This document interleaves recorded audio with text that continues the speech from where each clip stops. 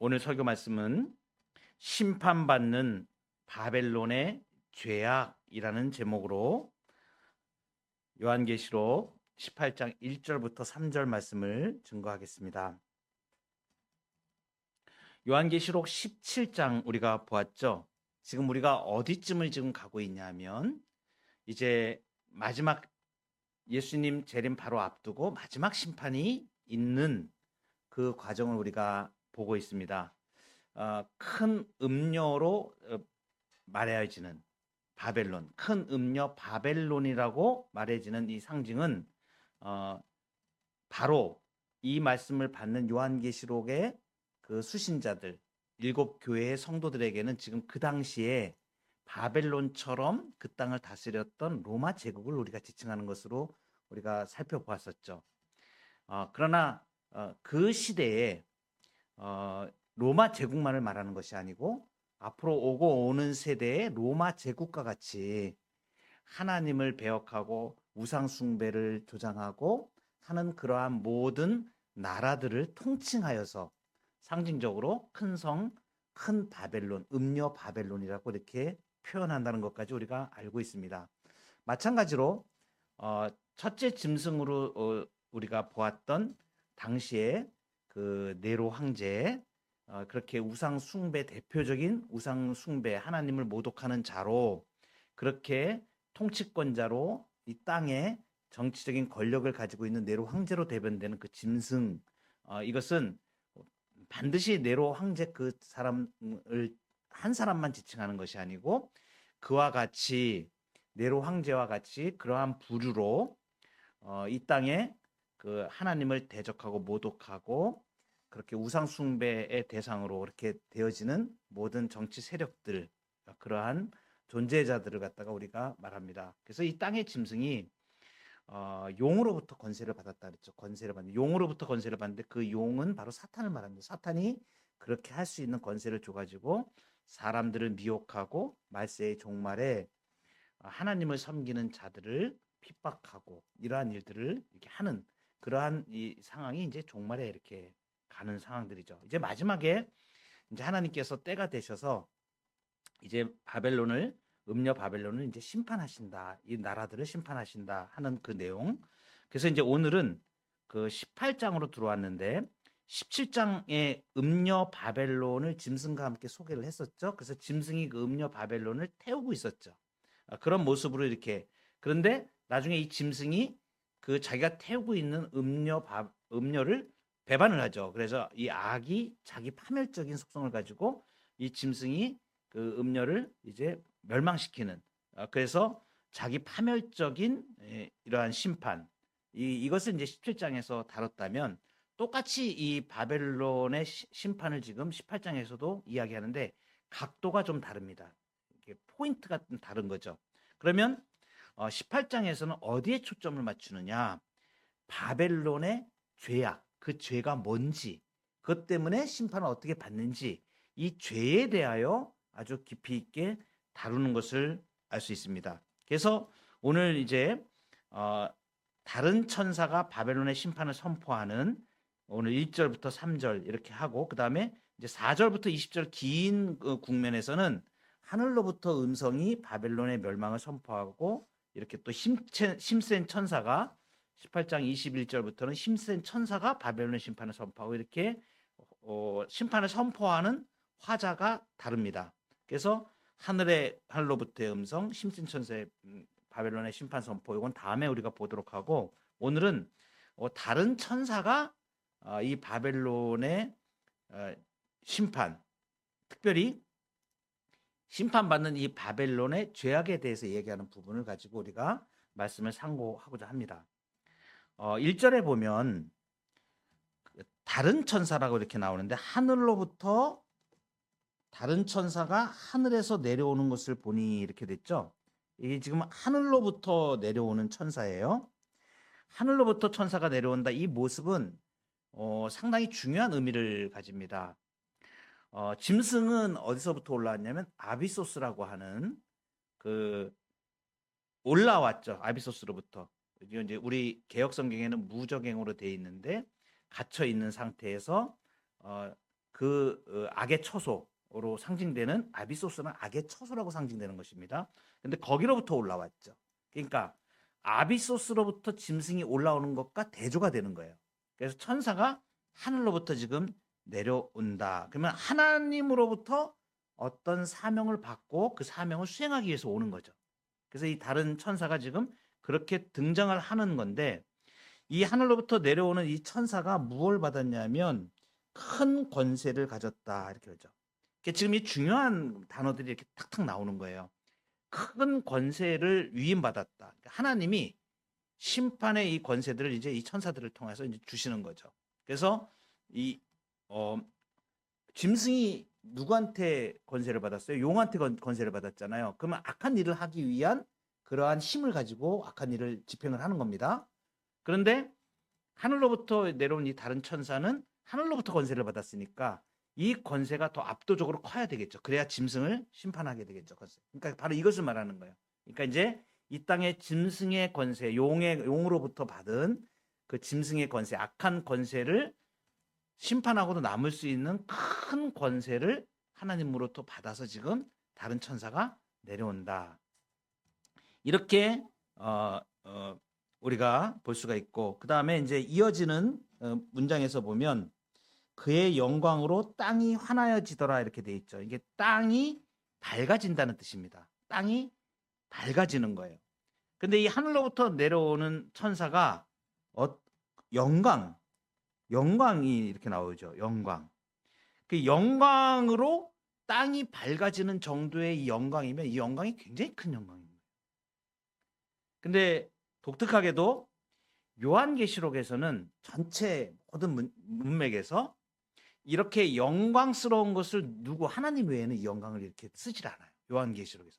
오직 여기 부분만, 지금 18장 1절 이 본문에서만 지금 이 천상적인 존재, 천사가 이렇게 영광스러운 존재로 표현이 됩니다. 굉장히 그 큰 권세를 받고 땅이 밝아지는 영광. 근데 이건 이제 잘못 생각하면, 해석을 잘못하는 사람들이 이렇게 큰 영광을 가졌으니까 이 천사가 그리스도를 표현하는 거 아니냐, 이렇게 잘못 생각하는 사람들인데, 그 해석은 잘못된 해석입니다. 왜 그러냐면 요한계시록에서 예수 그리스도가 천사로 등장하는 경우는 하나도 없습니다. 그러니까 지금 이 천사는 분명하게 그냥 천사예요. 예수님도 아니고 하나님의 영광을 받은 천사입니다. 단지 하나님으로부터 보냄을 받은 천사죠. 그런데 특별하게 이 천사의 영광으로 인해서 땅이 밝아졌다. 그러면 특별히 이렇게 땅이 밝아졌다, 이렇게 이 표현을 쓰는 것은 어떤 의미가 있는 것인가? 아주 중대한 의미가 있습니다. 밝아지다는 것은 빛이 비친다는 걸 말하는 거예요. 마치 하나님이 빛이 있으라 하실 때에 이 땅에 빛이 있었던 것처럼 완전히 흑암이 환하게 밝혀지는 것을 말하는 거예요. 그러니까 이 땅이 지금 밝아진다, 이 표현이 말하고 있는 것은 뭐냐면, 지금 이 천사가 심판을 하러 내려오는 거잖아요. 지금 심판의 국면이, 바벨론 심판하는 이런 문맥성에서 내려오는 건데, 이 땅이 밝아진다는 이 표현은 심판 자체, 그게 목적이 아니고 심판을 하는 목적이 분명하다는 것은 뭐예요? 심판하는 목적이 뭐냐면 더럽혀진 땅을 정결케 해서 땅을 회복하는 것이 목적이라는 것이죠. 궁극적 목적이라는 것이죠. 이 땅이 밝아진다는 표현이 바로 이런 의미를 가지고 있다. 그래서 이 땅이 밝아진다는 이 표현은 그 배경이 되는 그 성경이 에스겔서에 있습니다. 그래서 에스겔서의 43장 2절에 보면 같이 한번 읽어보겠습니다. 시작. 이스라엘 하나님의 영광이 동쪽에서부터 오는데 하나님의 음성이 많은 물소리 같고 땅은 그 영광으로 말미암아 빛나니. 아주 특별한 그 문구가 나오죠. 맨 끝에 보면 땅은 그 영광으로 말미암아 빛난다, 이렇게 말하죠. 이 에스겔서 이 43장의 본문의 내용은 어떤 것이냐면, 그 앞뒤로 문맥이 새 성전 재건을 위해서, 이 에스겔서가 지금 이제 그 바벨론 포로로 갔던 상태를 말하지 않습니까? 근데 거기에서 이제 하나님께서 이제 성전을 회복시키시는 그 비전을 주시잖아요. 그 국면에서 나오는 본문입니다. 이게 보면 새성전 재건을 위해서 이제 예언을 하는 것인데 이 땅이 그 영광으로 말미암아 빛난다 하는 이 표현이 바로 요한계시록 우리가 지금 그 천사의 영광으로 땅이 빛나다 밝아진다 하는 그러한 표현하고 똑같은 표현입니다. 뭐예요? 그 에스겔서에 보면 이 표현 땅이 그 영광으로 말미암아 빛난다는 이렇게 새성전 회복, 예루살렘의 회복을 이렇게 말씀하시면서 특별히 성전에서 물이 나오죠.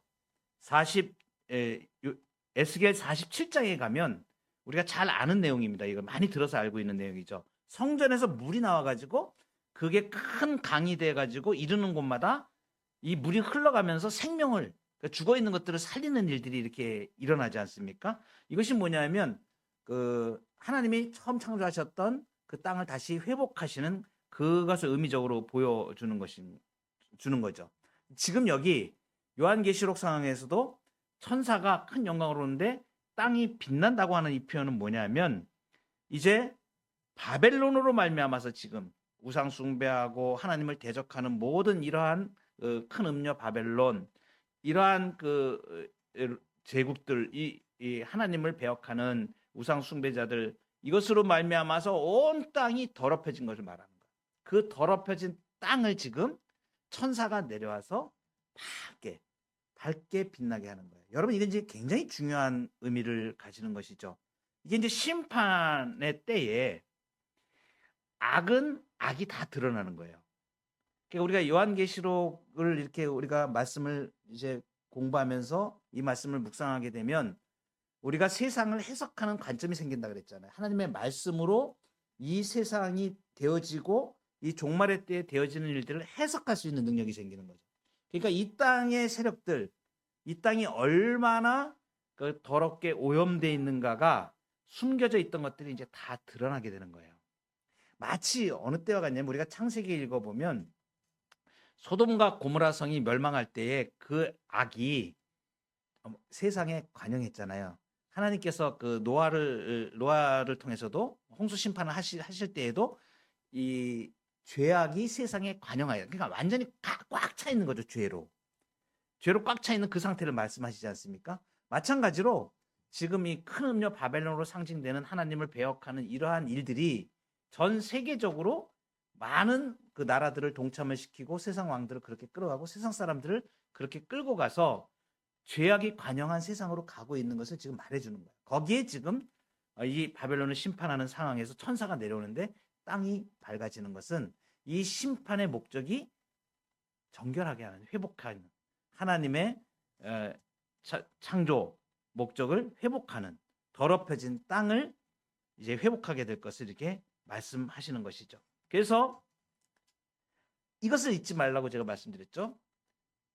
요한계시록을 통해서 우리가 가장 중요하게 붙잡는 심판이라는 것은 구원과 동전의 양면 같다고 제가 꼭 말씀드리는데 바로 이제 이것입니다.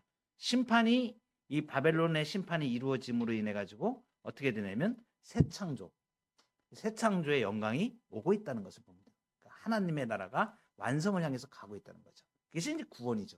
그러니까 심판과 구원은 동전의 양면과 같이 일어나는 현상들인 것을 우리가 또 여기서 볼 수가 있습니다. 그래서 2절에 보면 이 천사가 이제 힘찬 음성으로 외치죠. 그죠? 자, 힘찬 음성으로 외칩니다. 그 외치는 내용이 무너졌도다 무너졌도다 큰 성 바벨론이요, 이렇게 되죠. 귀신의 처소와 각종 더러운 영이 모이는 곳과 각종 더럽고 가증한 새들이 모이는 곳이 되었도다. 이렇게 지금 다른 천사가 지금 힘찬 음성으로 외치죠. 자, 무너졌도다 무너졌도다 큰 성 바벨론이요. 이게 무너졌다를 지금 2번 반복을 하죠. 이거 뭐예요? 확실하게 일어날 일을 말하는 거예요. 이 무너졌도다 무너졌도다 큰 성 바벨론이요, 이 표현은 요한계시록에 처음 나오는 게 아니라 이와 똑같은 표현이 어디에 예언되어 있냐면 이사야서에 예언되어 있습니다. 그 내용을 한번 보도록 할게요. 이사야 21장 9절에 보면 함락되었도다 함락되었도다. 이게 그 번역을 하면 무너졌도다 무너졌 똑같은 표현이에요. 함락되었도다 함락되었도다 바벨론이요. 그들이 조각한 신상들이 다 부서져 땅에 떨어졌도다. 여기 지금 무너졌도다 무너졌도다 이렇게 지금 아직 안 무너졌는데 무너졌다고 과거 부정과거 시제 이제 시제로 말하면 이제 이 헬라 표현 문법으로 얘기할 때 부정과거라고 얘기하는데 과거에 이미 이루어졌던 단회적인 사건들을 얘기할 때 이런 표현을 써요. 그러니까 무너졌도다 무너졌도다 이렇게 되면 근데 아직 안 일어난 일이에요. 이렇게 무너졌도다 무너졌도다 이런 시제를 이렇게 과거에 일어난 것처럼 미래에 일어날 일을 과거에 일어났던 것처럼 지금 얘기하잖아요. 이것이 뭐냐면 너무나 확실한 것을 이야기할 때 이런 표현을 쓰는 거예요. 그러니까 지금 이렇게 이제 하나님이 원래 이 바벨론을 원래 로마 제국 말고 그 이전에 있었던 이스라엘 시대에 있었던 그 바벨론은 어떻게 허용을 했냐면 하나님이 이스라엘 백성들이 범죄한 것을 심판하기 위해서 바벨론을 들어서 쓰셨잖아요. 근데 이 바벨론이 어떻게 된 거예요? 자기들이 하나님이 허용한 한계를 넘어서 가지고 하나님을 대적하는 자들이 되어버렸잖아요. 그래서 자기 욕심대로 이스라엘을 핍박하고 하나님을 대적하는 세력이 되어버려서 이 하나님이 이 바벨론을 심판하시는 거잖아요. 그러니까 과거의 바벨론을 하나님 멸망시키셨죠. 100년도 안 되는 역사 속에 완전히 다 무너져 버렸습니다. 큰 성 바벨론이. 그것처럼 마치 그런 것처럼 미래에도 이 바벨론이 상징하는 세력들 어떤 세력들입니까? 교회를 멸망을 시키려고 하는 하나님을 적대하는 이러한 세력들을 하나님께서 바벨론 성이 무너뜨린 것 같이 그렇게 멸망시키실 것이라고 지금 아주 미래에 일어날 확실한 것을 말하기 위해서 지금 이사야서에 예언된 말씀을 그대로 지금 요한계시록에서 지금 반복하고 있는 것이에요. 그래서 무너졌도다 무너졌도다 큰 성 바벨론이요. 이렇게 됐죠. 그러니까 무너졌습니다. 바벨론이 무너졌는데 그 참상이 네 가지 형태로 제시가 돼요. 그거 보면 첫 번째는 귀신의 처소와 이렇게 돼 있죠. 그죠? 그래서 귀신의 처소가 된 거예요. 자, 두 번째는 각종 더러운 영이 모이는 곳과 각종 더러운 영이 모이는 곳이 됐다는 거예요. 그 다음에 세 번째는 각종 더럽고 가증한 새들이 모이는 곳이 되었다. 귀신들의 처소가 됐다. 이것은 이제 뭐냐면 바벨론이 심판으로 인해서 사람들이 살 수 없을 정도로 초토화되었다는 것을 말해요. 그런데 이제 영적인 의미들을 가지고 있죠. 여러분 귀신들의 처소가 되니 귀신들이 없었나요? 귀신들이 있었어요. 근데 어떻게 된 거예요? 원래 이 바벨론은 귀신이 드글드글 했었어요. 근데 어떻게 된 거예요? 위장하고 있었던 거죠. 아름다운 나라처럼. 그리고 이렇게 무역도 막 하고 강대한 것처럼 이렇게 돼 있었는데 그 속으로 들어가면 귀신들의 역사가 계속 있었던 거예요. 근데 이제는 완전히 그게 다 드러나는 것을 말하는 거예요. 그러니까 귀신들의 처소가 됐고 모든 더러운 영의 소굴이 되었다. 그러니까 이게 완악하고 황폐함이 막 드러나는 걸 말하는 거예요. 그리고 모든 더러운 새의 소굴이 됐다는 것은 어떤 뜻을 가지고 있냐면 더러운 새는 그 신명기에 보면 신명기 14장에 이런 게 나와요. 먹지 못하는 새들 있죠. 독수리, 솔개, 물수리, 새매, 타조 종류, 갈매기, 새매 종류, 부엉이, 흰올빼미, 당아 막 쫙 이렇게 나옵니다.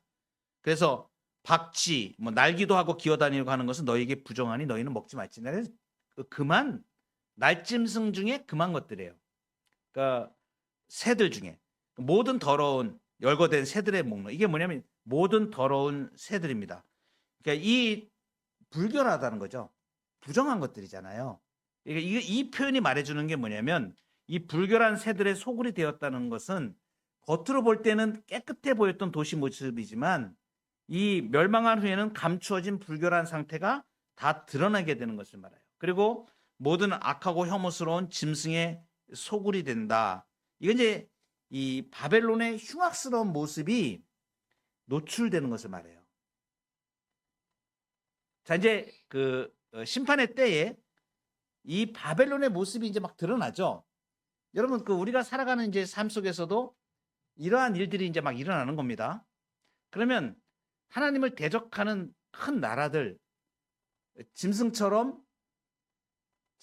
하나님을 대적하는 정치 권력을 가진 자들, 이 땅에서 그러한 자들이 중간에 곳곳에 일어났다가 사그러지기도 하고 계속 또 이어지고 있죠. 지금도 역사 속에서 계속 이런 일이 반복되잖아요. 그걸 통해서 지금 나타나는 게 뭐예요? 이들이 얼마나 귀신들의 처소이고 모든 악한 것들의 처소인가가, 더러운 것들이 다 드러난다는 것이죠. 그러니까 이제 우리는 이제 그런 꼴을 많이 보게 되는 거죠. 그러니까 이 세상이 가지고 있는 그 짐승의 것들, 악한 사단이 조장한 것들이 이제 다 드러나게 되는 거예요.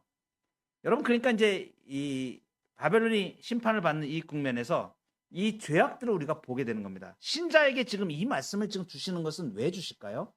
분별력을 가지라는 말씀입니다. 세상을 똑바로 보라는 얘기입니다. 그러니까 동성애가 막 판을 치고 이제 이 나라들 지금 세계적으로 되어지는 일들을 보세요. 지금 세계 곳곳에 기상 이변은 뭐 말할 것도 없습니다. 지금 기후 변화, 그다음에 기상의 변화들, 이런 것들이 전부 다 지금 심판의 징조로 우리에게 다가오고 있지 않습니까? 사람들은 어떻게 돼요? 사람들은 바로 이게 바벨론처럼 이 제국들이나 이러한 모습처럼 귀신들의 처소가 되어가는 귀신들이 막 이제 일어나는 거죠.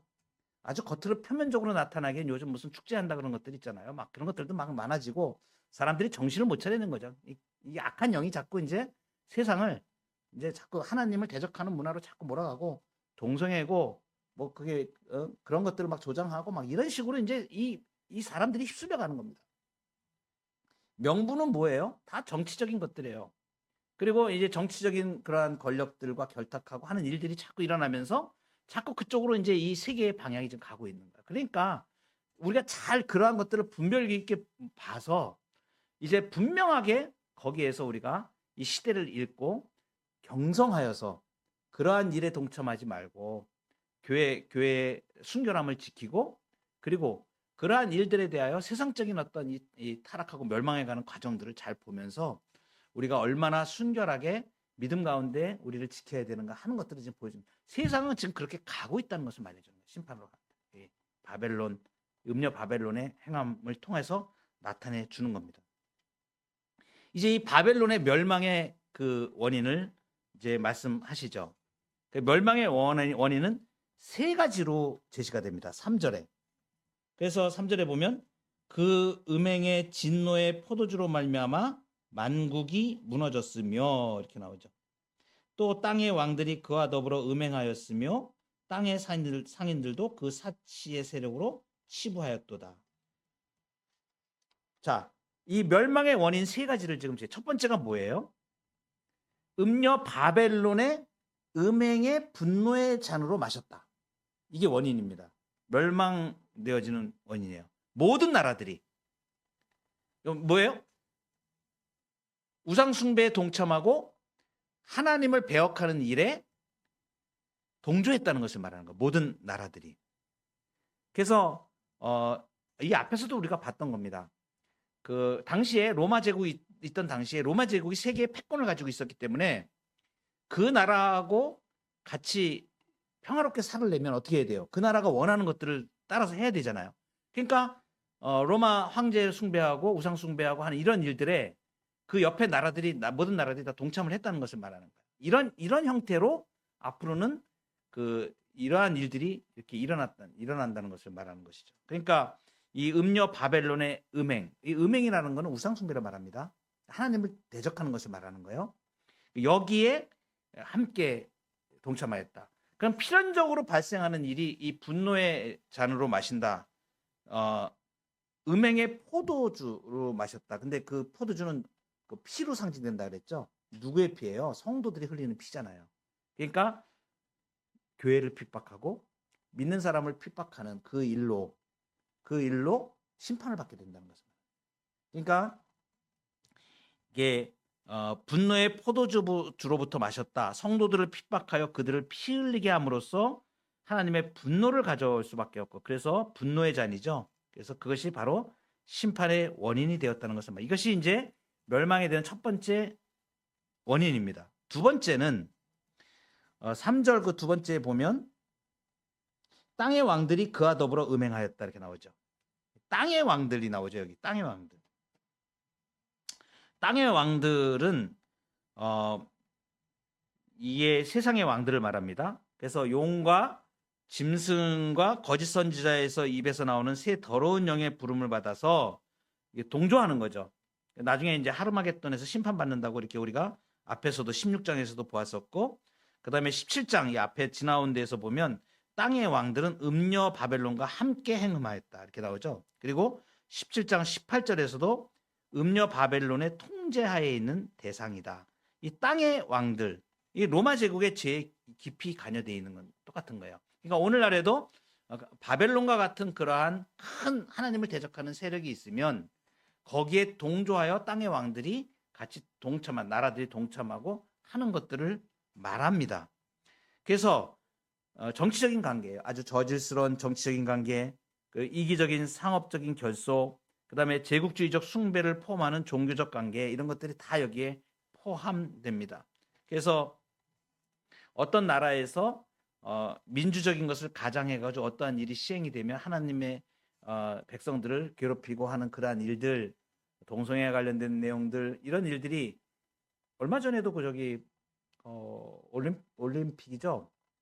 프랑스에서 올림픽 할 때 보셨나요? 그 내용 한번 보셨나요? 이렇게 개막식 같은 거 이렇게 할 때 보면 아주 노골적으로 하나님을 대적하는 문화 공연을 거기다 집어넣지 않습니까? 그 내용에 보면 가만히 보면 그게 뭐냐면 이게 프랑스 자기들의 그 저기 문화라고 하면서 그 지신, 땅의 신을 섬기는 그런 기둥 같은 거 뭐 이런 걸 동원했잖아요. 그런 내용들, 그런 내용들 자체가 다 전부 다 뭐예요? 전부 다 하나님을 대적하는 문화들이거든요. 가만히 보면 세상이 그렇게 이제 막 가는 거죠. 그러한 방식으로 하나님을 모독하고 하는 그러한 일들이 아주 이제 공공연하게 이제 이 땅 가운데 막 일어나기 때문에 우리가 정말 분별력을 가지고 잘 판단하지 않으면 깜빡깜빡 우리 믿는 사람들도 그게 그런가 보다. 세상 문화인가 보다. 사람들은 그래요. 요즘 할로윈 데이라는 거 있잖아요. 할로윈 데이. 그거 귀신 노름이잖아요. 귀신 노름 하는 걸 갖다가 문화로 받아들여요. 젊은 세대들이. 그래가지고 그것이 얼마나 큰 죄악인지를 모르는 거. 하나님이 제일 싫어하시는 거잖아요. 우상 숭배하고 귀신 노래하고 귀신을 숭배하는 거잖아요. 근데 그것을 갖다가 자기들은 축제로 받아들여요. 근데 이게 젊은 세대들 문화 가운데 어떻게 자리 잡는 거예요? 하나님을 대적하는 걸 자연스럽게 이렇게 만들어 나가는 거예요. 그러니까 이 영적인 분별을 가지고 그런 하나하나를 잘 봐야 됩니다. 우리나라에 있었던 미신들 어떻게 변장을 했습니까? 지금 민속 문화라고 변장을 했죠. 그래서 이것이 우리에게 굉장히 좋은 것인 것처럼 민속 문화를 무형문화재, 민속 문화를 보존해야 된다. 그거 하나님이 제일 싫어하시는 것들이잖아요. 그러니까 이제 이런 분별력이 이제 우리가 필요한 거예요. 그러니까 그리스도인들이 사회 곳곳에 어떤 행정이나 정치나 사법이나 문화나 이런 국면에 가 있을 때 정말 그리스도인들이 말씀에 비춰서 잘 봤을 때 이것이 하나님께 죄악이 되는지 안 되는지를 판가름해야 되는데 이제 그럴 능력을 상실하는 거죠. 우리 믿는 사람들이 끝까지 이런 것들을 고수를 해야 돼요. 왜냐하면 교회 밖에는 그것을 말할 수 있는 데가 없습니다. 우리가 요한계시록 쭉 봤지만 하나님의 나라를 증거하는 마지막 사역은 교회에 있는 거예요. 교회 밖에는 그 증인의 사역을 감당할 수 있는 어떤 기관도 없습니다. 교회뿐이 없는 거예요. 신자들뿐이 없습니다. 성도들뿐이 없어요. 그러니까 그런 것을 분별력을 모든 세상이 다 갖지 않고 있기 때문에 사람들은 좋아하는 게 뭐예요? 다수결 좋아합니다. 그러니까 사람들이 다수결로 다 손들어가지고 많은 쪽이면 그게 옳은 걸로 돼버려요. 이런 우매한 일이 어디 있습니까? 하나님을 섬기는 일에 다수결이라는 건 없어요. 하나님의 말씀이 법이지 사람이 쪽수가 많이 손들었다 그래도 되는 게 아닙니다.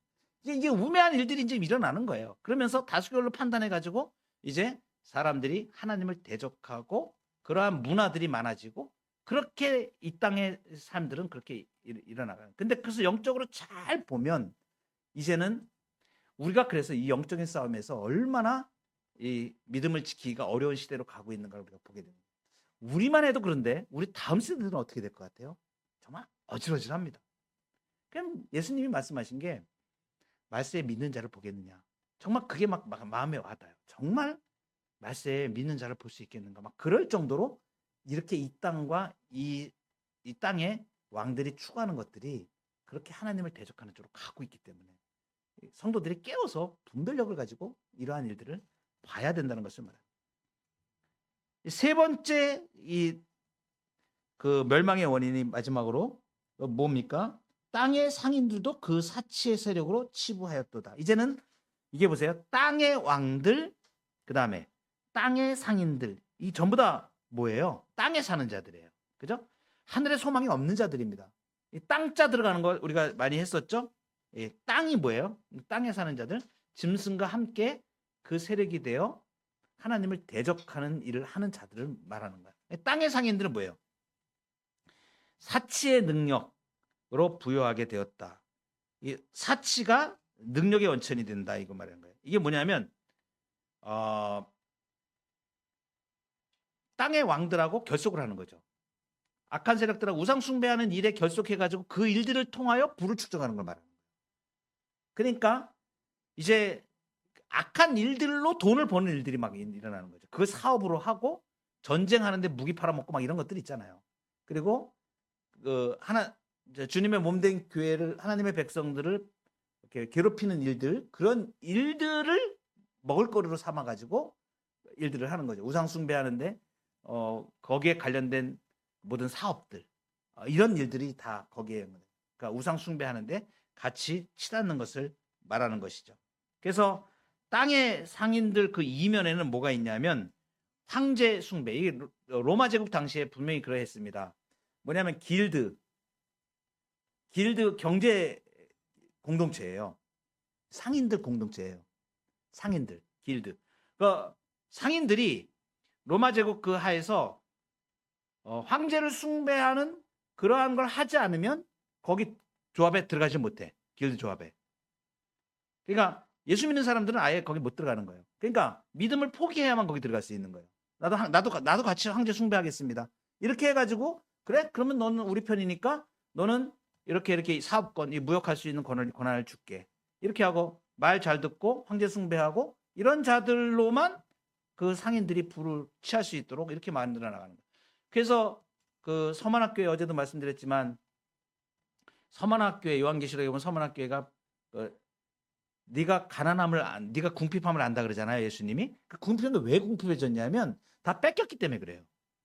우상 숭배하지 않는다는 이유 때문에 모든 이권들을 다 뺏겨버렸습니다. 그래서 가난하게 돼버린 거예요. 그래서 돈 벌 수 있는 그런 환경도 다 막아버리고 그렇게 자기들이 그렇게 우상 숭배하는 자들끼리만 그렇게 자기들이 연합을 형성해가지고 믿는 자들은 핍박하고 이렇게 했다는 것을 말합니다. 그러니까 마지막 시대에 예수 믿는 사람들이 이렇게 경제적으로 또 이렇게 힘들 수 있습니다. 사실 믿는 사람은 하나님이 좋아하지 않는 일을 할 수가 없잖아요. 우리가 하나님이 좋아하지 않는 술 장사를 할 수도 없는 거고 예수 믿는 사람들은 그거 안 하잖아요. 내가 돈을 많이 버는 일이 있더라도 그것이 하나님 앞에 잘못되는 것이다. 도박 산업 이런 거 하나님이 안 좋아하는 거 만드는 거 이런 거 안 하잖아요.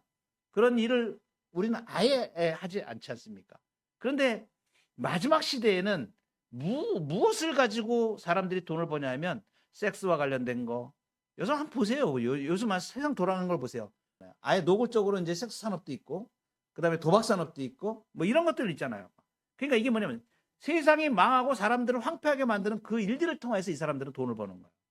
그리고 이제 거기에 관련된 모든 책들 거기에 관련된 무슨 제도 이런 것들을 또 가지고 또 먹고 살려고 덤벼들고 이러한 것들이 이제 우리 눈앞에서는 많이 보게 된다. 진짜 우리가 이제 이 시대에서는 요즘은 이 영상 미디어 때문에 더 급속도로 좀 빨라지죠. 그러니까 우리의 다음 세대들이 이렇게 그냥 눈만 뜨면 그냥 스마트폰 딱 들어가면 그냥 언제라도 이 죄를 범할 수 있는 그런 환경에 완전히 노출돼 버리지 않습니까? 이거 다 먹고 사는 게 뭐 때문에 그런 거예요? 이 사람들 이거 가지고서 하나님을 대적하는 이런 어떤 것들을 쪽으로 그렇게 상업적인 결탁을 해가지고 하는 거예요. 그래서 땅의 상인들이 음녀 바벨론이 지닌 사치의 능력으로 부요하게 되었다. 그러니까 황제 숭배와 우상 숭배로서 음행이라고 한다면 거기에 결속되어 있는 물건을 사고 파는 행위들, 그거 가지고 돈 버는 일들, 이러한 일들이 비일비재하게 이제 일어난다는 것을 이제 우리가 말해줍니다. 오늘 이제 바벨론이 멸망하게 되는 이러한 부분들, 바벨론의 죄악이 무엇인지, 그리고 이들로 인해서 멸망의 원인이 무엇인지에 대해서 우리가 초점을 맞춰서 이제 오늘 18장 1절부터 3절을 우리가 묵상을 했습니다. 여기서 우리에게 주는 그 말씀이 뭐예요? 이 시대를 분별하여서 그리스도인들이 이 멸망받는 땅 가운데에서, 그죠? 순결을 지켜 하나님의 말씀으로 우리가 교회를 지키고 믿음을 지켜야 된다. 이 부분을 너무나 강하게, 그리고 이 시대를 우리가 바라보면서 죄에 물들지 않고 우리가 주의 말씀으로 순결한 주의 백성으로 이 땅을 살아가야 된다. 그리고 그렇게 우리의 다음 세대를 지키고 우리를 지켜야 된다. 믿음으로 우리에게 주님이 주시는 이제 마지막 심판받는 바벨론의 죄악의 모습을 통하여서 이제는 그 죄악들이 더 드러나게 될 겁니다. 그러니까 이제 멸망받을 때가 되니까 죄악이 다 드러나는 거예요. 다 드러나는 거예요. 그래서 막 없던 것들이 막 이제 보이죠. 이제 요즘 이 정치 판도를 보면 거짓말을 하는 게 눈에, 저 분명히 거짓말이야. 근데 거짓말 아닌 것처럼 해. 그리고 사람들이 거기에 현혹돼. 그러니까 이게 지금 뭐가 진실이고 뭐가 거짓인지도 분별할 수 없게 그 정도로 이게 세상이 지금 가고 있는. 그러니까 정치 권력을 가진 자들, 그리고 거기에 결탁하는 자들, 정말 우리가 깨어서 경성하여 있지 않으면 우리가 언제라도 믿음의 위기가 올 수 있고 그런 이제 흔들 수가 있다. 그래서 자기를 살피고 근신하고 깨어서, 오늘 오전에도 말씀드렸다시피 마귀가 우는 사자와 같이 먹을 삼킬 자를 찾고 있는 이 시대 가운데 이 시대상을 보면서 믿음을 순결하게 지켜나가는 우리 교회와 저 여러분 되기를 소망합니다.